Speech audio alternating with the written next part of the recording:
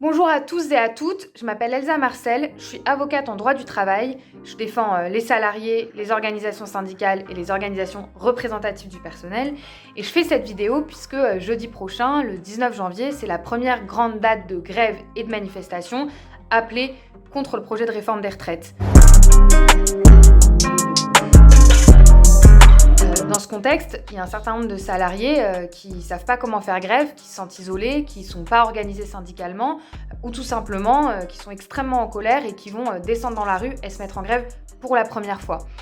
Le gouvernement, il est plutôt à l'offensive et il craint beaucoup le mouvement qui pourrait se déployer à compter de jeudi. Donc on voit des sorties dans les médias qui commencent à se multiplier, que ce soit Olivier Véran ou même Aurore Berger, qui explique que le droit de grève, ce n'est pas un droit de blocage.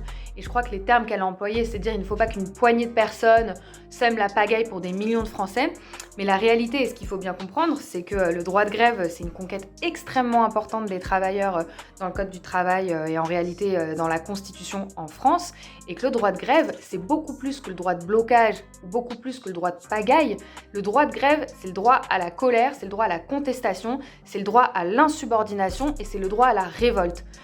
Donc ça, c'est en réalité une conquête extrêmement importante. C'est ça qui inquiète beaucoup d'ailleurs le gouvernement et qui fait qu'il est très mécontent qu'il y ait ce type de conquête dans un pays comme la France. Mais la réalité, c'est que oui, le droit de grève, c'est bien plus qu'un droit à la pagaille, c'est un véritable droit à l'insubordination.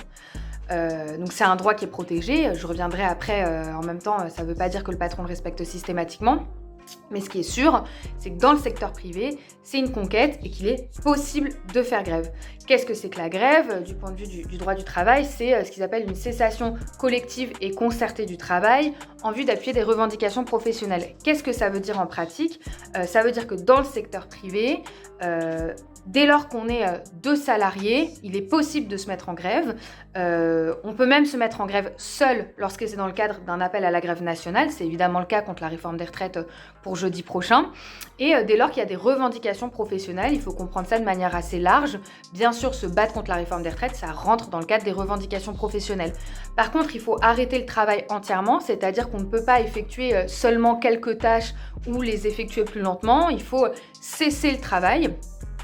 C'est une des conditions pour que la grève soit considérée comme licite. Par contre, on peut cesser le travail pour le temps qu'on veut. On peut faire un arrêt de travail de 5 minutes, une demi-journée, une journée. Le patron n'a absolument pas son mot à dire sur cette question. Il faut informer son patron de ses revendications. Toujours dans le secteur privé, et en réalité la manière dont on la forme, c'est pas encadré par la loi, ça peut être par tout moyen. Vous pouvez tout simplement lui communiquer une liste de revendications écrites, ça peut être dans un tract, ça peut prendre n'importe quelle forme, et une fois qu'il est informé des revendications, vous n'avez même pas à le tenir au courant de quand vous comptez vous mettre en grève. C'est le principe même des grèves surprises, c'est possible. Simplement vous aurez été absent, a posteriori il vous demandera pourquoi et vous justifierez parce que j'étais en grève, j'ai exercé mon droit de grève et vous connaissez mes revendications, je vous les ai communiquées avant la grève dans tel tract ou à l'occasion de tel, même dans un mail, vous pouvez faire ça dans un mail en expliquant pourquoi vous vous mettez en grève. Dans le secteur public, malheureusement c'est plus restrictif. C'est des attaques contre le droit de grève qui ont été importantes et ce sont des reculs sur ce point. C'est notamment la loi Sarkozy sur le service minimum en 2007 qui formule un certain nombre de contraintes, en particulier dans le secteur des transports. Mais dans le secteur public et que dans le secteur public, je le rappelle car souvent il y a cette confusion, dans le secteur privé ce n'est pas encadré, vous pouvez être seul, vous pouvez faire grève du jour pour le lendemain dès lors que l'employeur connaît vos revendications. Dans le secteur public, il faut un préavis, donc il faut que des organisations syndicales représentatives déposent un préavis de grève au moins 5 jours avant auprès de l'autorité compétente, ça dépend. Et après, ça peut même être enrichi, notamment c'est cette fameuse loi sur le service minimum dont je parlais, de déclaration individuelle d'intention. C'est le cas, par exemple, dans les transports, où il faut que 48 heures à l'avance, le salarié gréviste déclare son intention de faire grève à son supérieur.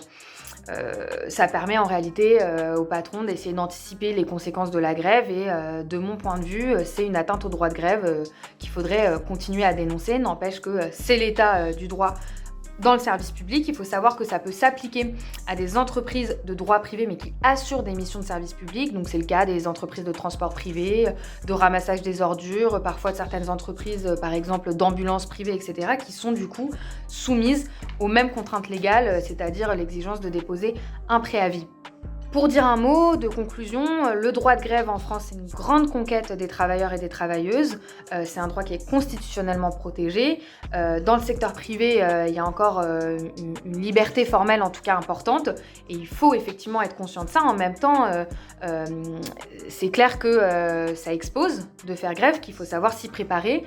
Normalement, le Code du travail interdit non seulement de discriminer des grévistes, c'est-à-dire que on ne peut pas vous appliquer de sanctions pécuniaires, on ne peut pas vous retirer plus de salaire que le temps pendant lequel vous avez arrêté de travailler, on ne peut pas vous sanctionner parce que vous avez fait grève, sauf si vous avez commis une faute lourde, j'y reviendrai dans une autre vidéo, c'est ce qui relève du droit disciplinaire, mais en réalité une faute lourde c'est une faute extrêmement grave, c'est rare que ça arrive, etc. Donc vous êtes formellement protégé. Si vous voyez que vous subissez des pressions, il faut les dénoncer, etc. Et surtout ce qui est important, en particulier dans les secteurs les plus précaires, les plus isolés, où bien sûr que faire grève, ça expose à la répression du patron, il faut se rendre compte que c'est le rapport de force et la solidarité collective qui permet de s'y affronter.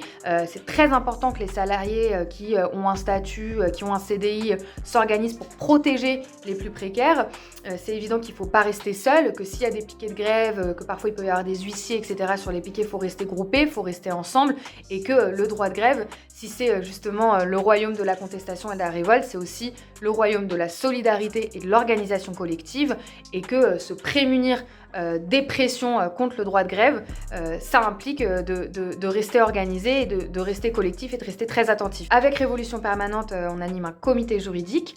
Donc dans le contexte de ce grand affrontement qui se prépare contre la réforme Macron, on aura besoin d'avocats et de juristes du bon côté de la barricade. Vous pouvez nous contacter si vous voulez participer, pouvoir donner des conseils, répondre aux questions de toutes celles et ceux qui vont se mettre en grève, qui vont se préparer à la bataille qui s'annonce. Mais aussi si vous êtes travailleurs, travailleuses de tout un tas de secteurs et que vous avez besoin de conseils, d'aide, on vous invite à nous contacter et on vous répondra.